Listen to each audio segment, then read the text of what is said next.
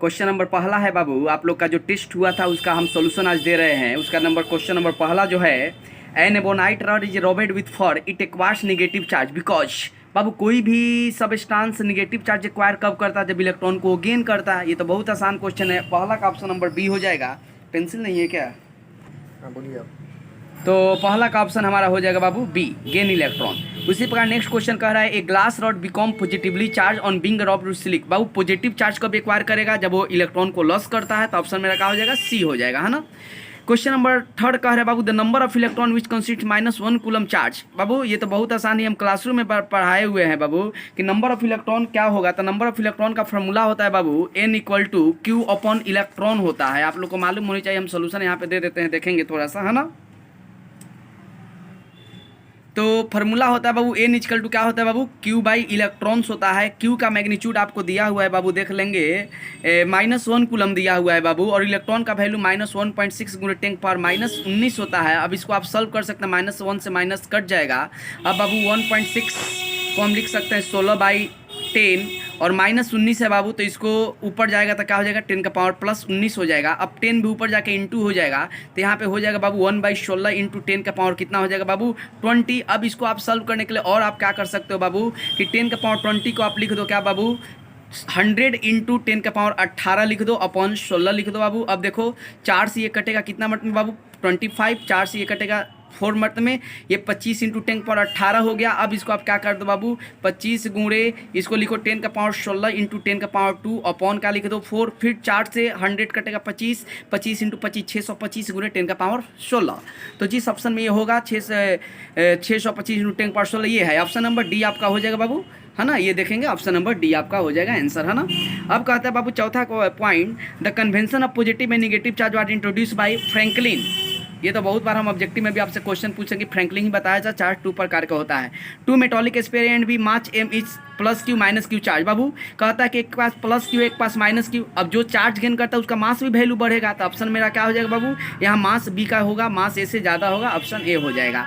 Question number 6 जो है बाबू 5, अच्छे इस क्वेश्चन को हम क्लासरूम में चर्चा कर देंगे क्योंकि बहुत बड़ा हो जाएगा। इसमें आपको 5 बॉल दिया है, 1 से लेकर 5 तक उसमें नंबरिंग दिया हुआ है। 1 2 2 4 4 1 के बीच लगने वाला फोर्स का जो वैल्यू है बाबू अट्रैक्शन है, और 2 3 4 5 के बीच लगने वाला फोर्स रिपल्सन है। तो पूछ रहा है पहला चार्ज क्या होगा, पॉजिटिव होगा कि निगेटिव होगा, ये अनचार्ज होगा? तो ये अनचार्ज होगा। इसका हम चर्चा जो करेंगे बाबू क्लासरूम में कर देंगे, और अच्छा से आप लोग समझ लीजिएगा, है ना। अब क्वेश्चन नंबर 7 देखेंगे बाबू, a small charge having -1 microcoulomb charge is touches with another identical charge B if the charge on each after separation +2 microcoulomb then the. बाबू ये चार्जिंग बाई कंडक्शन वाला है। तो कहता है बाबू कि एक अनचार्ज को इसके साथ हम सटाए हुए हैं, सटाने के बाद दोनों पे +2 माइक्रोकूलम के चार्ज हो रहा है बाबू। तो पक्का होगा कि सटाएंगे तो 5 पहले से देखो, तो ये ऑप्शन से देखो 5 और -1 क्या होगा? 4, और 4 को 2 भाग में बांटेंगे तो दोनों के पास 2 2 आ जाएगा। ऑप्शन का हो जाएगा B. The ratio of the electrostatic force the 2 air, और बाबू एयर और एक मीडियम है। आप सबको जानता है कि किसी भी मीडियम में रखते हैं तो डाइलेक्ट्रिक कांस्टेंट के टाइम्स क्या कर जाता है? डिक्रीज कर जाता है। तो एक फोर्स होगा एफ और एक होगा F/K, दोनों को हम डिवाइड करेंगे तो K टेस्ट टू 1 हो जाएगा। ऑप्शन नंबर 8 का ए हो जाएगा, है ना। क्वेश्चन नंबर 9 कहता है बाबू, the electrostatic force between 2.4 d distance in, अच्छे K8 दिया है। अच्छे 2 चार्ज के बीच लगने वाला फोर्स का वैल्यू 0.3 न्यूटन दिया है, और उस मीडियम का डाइलेक्ट्रिक कांस्टेंट 8 दिया है।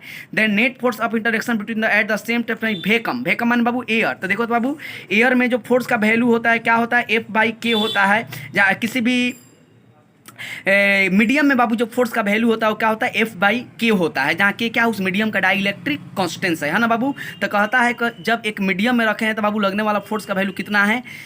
0.3 न्यूटन है, यानी कि फोर्स का जो वैल्यू है 0.3 न्यूटन।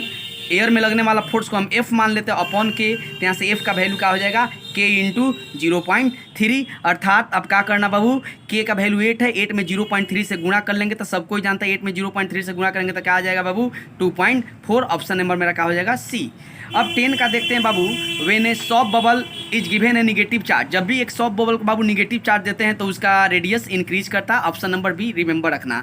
क्वेश्चन नंबर बाबू हम आते हैं 11, imagine the magnitude of 2 point charge is half and the distance between them is also half the force of interaction between them. Babu charge के वैल्यू को भी आधा कर दिया जा रहा है और उनके बीच के डिस्टेंस को भी आधा कर दिया जा रहा है, तो फोर्स का वैल्यू क्या होगा? देखो तो बाबू फोर्स का जो वैल्यू होगा K, चार्ज के वैल्यू को आधा था Q/2 Q/2। अब R/2 डिस्टेंस को भी आधा किया जा रहा था, क्या हो जाएगा देखो, के क्यू स्क्वायर अपॉन 4 इंटू में 4 अपॉन आर स्क्वायर, 4 से 4 कट गया, के into q square by r square, no effect, not change, कोई भी इफेक्ट नहीं पड़ेगा बाबू। ऑप्शन क्या हो जाएगा, डी हो जाएगा, 11 का सेम हो जाएगा। क्वेश्चन नंबर 12 बाबू कह रहा है two equal and like charge, दो इक्वल चार्ज है बाबू, एक दोनों प्लस क्यू है ना बाबू। एक देख रहे हैं आप, जैसे यहाँ पे हमारे नोट्स में देख रहे हैं, यहाँ पे दो चार्ज है, क्यू कहता है बाबू एक चार्ज स्मॉल क्यू को कहाँ पे रख दिया जाए ताकि लगने वाला ये पूरा सिस्टम इक्विलिब्रियम हो जाए बाबू। क्वेश्चन फिर से हम पढ़ दे रहा हूँ बाबू कि the charge that should be kept at the midpoint. बहुत अच्छा चीज़ है बाबू, ये जो चार्ज को रखा गया कहाँ पे रखा गया, मिड पॉइंट पे रखा गया। अब क्वेश्चन में कह रहा है कि इस क्यू का वैल्यू निकाले ताकि पूरा सिस्टम इक्विलिब्रियम में हो। ये कॉपी में सॉल्यूशन कराए हुए क्वेश्चन है बाबू। हम किए थे क्या, क्यू पे क्यू का फोर्स निकाल लिए थे, क्यू इंटू क्यू बटा में देखो तो यहाँ से यहाँ डिस्टेंस क्या हो जाएगा, L/2 का होल स्क्वायर। उसके बाद इक्विलिब्रियम में है तो क्या कर लेंगे, दोनों फोर्स को इक्वल करेंगे। अब इस क्यू का इस क्यू पे फोर्स निकाल लो, इसका इस पे निकल गया, अब इसका इस पे निकाल लो तो क्या हो जाएगा, क्यू इंटू क्यू अपॉन का बाबू यहाँ से सेपरेशन L का स्क्वायर हो जाएगा। देखो तो एक क्यू से एक क्यू कट जाएगा बाबू। अब देखो तो बाबू ये L स्क्वायर बाई 4 होगा ना, तो 4 तो ऊपर चल जाएगा, तो 4Q बटा में क्या होगा बाबू, 4Q बटा में हो जाएगा L का स्क्वायर, और यहाँ हो जाएगा बाबू Q बटा में L का स्क्वायर। L स्क्वायर से L स्क्वायर खत्म, Q का वैल्यू क्या होगा बाबू, कैपिटल Q/4 हो जाएगा, स्मॉल Q का वैल्यू Q/4 हो जाएगा। लेकिन ये चार्ज निगेटिव होगा तभी तो इक्विलिब्रियम में रखेगा, यदि ये भी पॉजिटिव हो जाएगा तो सब रिपल्सिव फोर्स काम करने लगेगा, है ना। तो इसका नेचर कैसा होना चाहिए बाबू, माइनस में, अर्थात मेरा ऑप्शन हो जाएगा -Q/4। प्लस Q/4 भी है ऑप्शन, देखेंगे थोड़ा सा, ऑप्शन क्या मारिएगा, बी मारिएगा, घबराइएगा मत, है ना। क्वेश्चन नंबर यहाँ है बाबू, 3 charges plus q each kept at the corner ABCD square, the charge should be kept. कहने का मतलब क्वेश्चन समझ लो बाबू कि एक स्क्वायर से, स्क्वायर के में सबको ही जानता है कि ऑल साइड्स आर इक्वल होता है। 3 चार्ज क्यू क्यू क्यू रख दिया गया है। अब पूछता है कि डी पे कौन ऐसा चार्ज रख दिया जाए ताकि ये सिस्टम ए रिमेन्स इक्विलिब्रियम। क्या करे बाबू, 3 charge kept A B and D पे रखा गया है। एक इसको ए मान लेते हैं, इसको बी मान लेते हैं, इसको सी मान लेते हैं, इस पर डी, तो डी पे रख दिया गया है बाबू। और क्वेश्चन में कह रहा है बाबू the charge that should be kept at C, C पे कितना चार्ज रख दिया जाए ताकि पूरा सिस्टम इक्विलिब्रियम में हो। तो इसके लिए बहुत आसान आंसर है बाबू, -2√2Q। ये मैं क्वेश्चन आपको क्लासरूम में करवाए हुए हैं, आप लोग देख लीजिएगा, नहीं समझ में आएगा फिर से एक बार हमसे पूछ लीजिएगा, ठीक है। क्वेश्चन 14 देखे बाबू, 3 charges plus q each are kept at the vertices ABC। जैसा फिगर में आप देख रहे हैं, पहले से ही फिगर को रेडी कर चुके हैं बाबू कि 3 चार्ज ABC रखा हुआ है इक्विलेटर ट्रायंगल के कॉर्नर पे।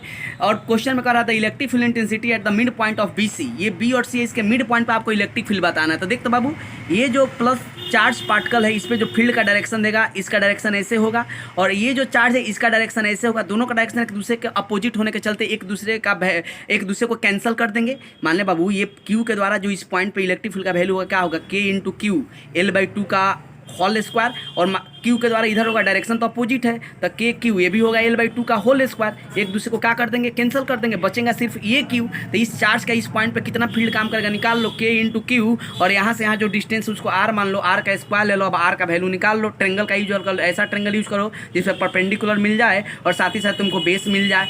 tan थीटा का यूज कर लो बाबू, tan थीटा इक्वल टू क्या होता है बाबू, परपेंडिकुलर बाई बेस। तो यहाँ पे हम देखो ये इक्विलेटर ट्रेंगल 60 डिग्री होगा, तो क्या लिखेंगे, tan 60 डिग्री इक्वल टू में परपेंडिकुलर डिस्टेंस क्या है आर, और यहाँ से यहाँ तुम्हारा बेस है जो कि L/2 है।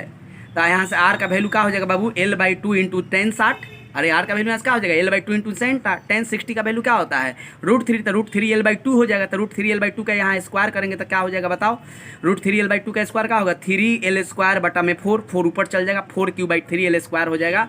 यानी कि ऑप्शन हो जाएगा सी, 14 का ऑप्शन सी देखेंगे, सी है ना। सोल्यूशन भी आपको दे चुके हैं हम। यहाँ क्वेश्चन का है बाबू 15 point charge plus Q and plus Q R kept along x axis 0 x. अच्छा, कहने का मतलब है बाबू कि यहाँ पे हम सोल्यूशन आप लोग यहाँ पे देखिएगा कि बाबू एक चार्ज है आपका +4Q, एक चार्ज है -Q, और एक चार्ज है बाबू +4Q। अब कहता है कि इसको 0 पे, 0 माने यहाँ से स्टार्ट हुआ है, x इक्वल टू a माने यहाँ तक डिस्टेंस a दे दिया है, और 2a का माने टोटल डिस्टेंस यहाँ से यहाँ 2a दे दिया है। तो पूछ रहा है कि ये क्या होगा बाबू, इधर भी चार्ज इक्वल है, इधर भी चार्ज इक्वल है, तो इक्विलिब्रियम होगा। ये क्वेश्चन है बकवास कर दिया है।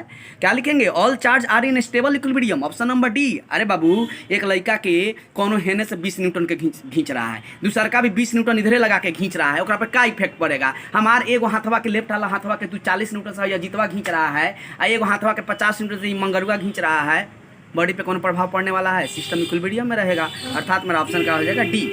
क्वेश्चन नंबर 16 कहता है बाबू 3 charge Q R plate at the corner of equilateral triangle with side the electric field at the centroid of the triangle 0। जब भी बाबू किसी भी ट्रेंगल पे तीनों चार्ज का वैल्यू इक्वल होता है तो सेंटर पे लगने वाला फोर्स का वैल्यू जीरो होता है, इलेक्ट्रिक फील्ड भी जीरो होता है, दोनों जीरो होता है, फोर्स भी जीरो होगा सेंटर पे, इलेक्ट्रिक फील्ड का वैल्यू भी जीरो होगा। अब क्वेश्चन नंबर 17 कह रहा है बाबू, a certain charge divided into two parts Q1 and Q2, the force between them is maximum at a given separation. बाबू एक चार्ज को बाबू कैसे दो भाग में डिवाइड किया जाए ताकि दोनों के बीच लगने वाला फोर्स या तो मैक्सिमम हो या तो मिनिमम हो। जैसे कहेगा बाबू कि 20 कूलम का चार्ज है, इसको दो पार्ट्स में आप डिवाइड करें ताकि दोनों के बीच लगने वाला फोर्स मैक्सिमम हो या मिनिमम हो, कुछ भी पूछे तो काम करना इसको 2 से खाली डिवाइड दे देना। तो 20/2 कितना 10 कूलम में बांटेंगे।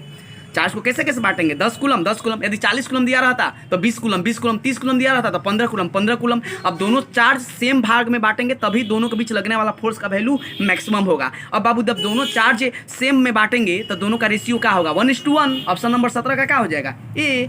Dimension formula of electric field. अब इलेक्ट्रिक फील्ड का वैल्यू क्या होता है बाबू, फोर्स बाई क्यू। फोर्स का डायमेंशन mlt-2, चार्ज का at mlt-3 a-1 कहाँ है, mlt-3 a-1, 18 का ऑप्शन नंबर सी हो गया। क्वेश्चन नंबर 19 देखेंगे, electric field intensity 400 volt per metre at a distance of 2 metre. बाबू एक रिलेशन आपको याद रखना, E1/E2 इक्वल टू जो होता है R2/R1 का होल स्क्वायर होता है। E1 पहला इलेक्ट्रिक फील्ड का वैल्यू देखो 400 दे दिया है, दूसरा का इलेक्ट्रिक फील्ड पूछ रहा है। पोजीशन देखो क्या दिया है बाबू, पहला डिस्टेंस दिया है 2 मीटर यानी कि R1 दे दिया है 2 मीटर और अच्छे बाबू E1 E2 दे दिया है, E1 E2 दे दिया है, E2 का वैल्यू 100 दे दिया है यहाँ पर, तो लिख लो 100 बाबू, देख लें यहाँ है ना। अब हमसे पूछ रहा है क्या, R2 का वैल्यू पूछ रहा है, यानी क्वेश्चन कह रहा है बाबू कि 2 मीटर पे इलेक्ट्रिक फील्ड 4 है तो बताइए कितना डिस्टेंस पे 100 हो जाएगा। तो ये रिलेशन आप लोग यूज कर लेंगे। अब बना देते हैं, देखो 0 से 0 गया, 4 इक्वल टू में क्या हो जाएगा, R2 का स्क्वायर बटा में 2 का स्क्वायर 4, 4 × 4 16 हो जाएगा।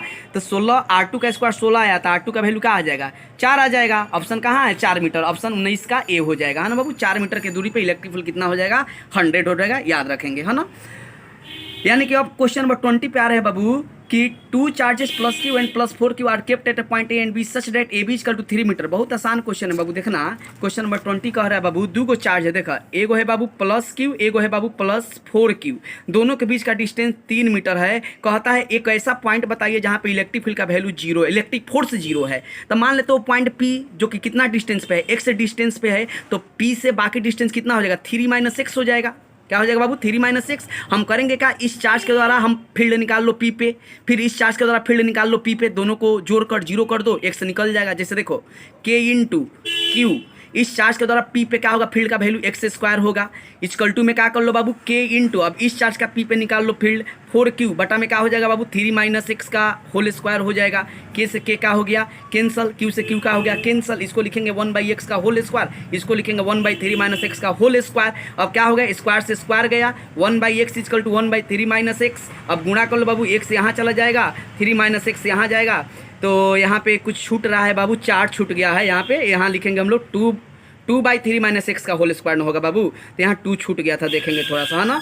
तो ये 2 बाबू यहाँ गुणा होगा तो 2x हो जाएगा। अब देखो तो बाबू ये 2x हो गया, तो 2 में x हो गया, 3 - x हो गया। अब करेंगे क्या बाबू, -x इधर आएगा तो +x, तो 3x = 3, 3 से 3 चला गया, x का वैल्यू 1 मीटर आ गया। यही हम लोग का आंसर है, 1 मीटर देखोगे जिस ऑप्शन में होगा टिक लगाएं। 20 का क्वेश्चन नंबर ए।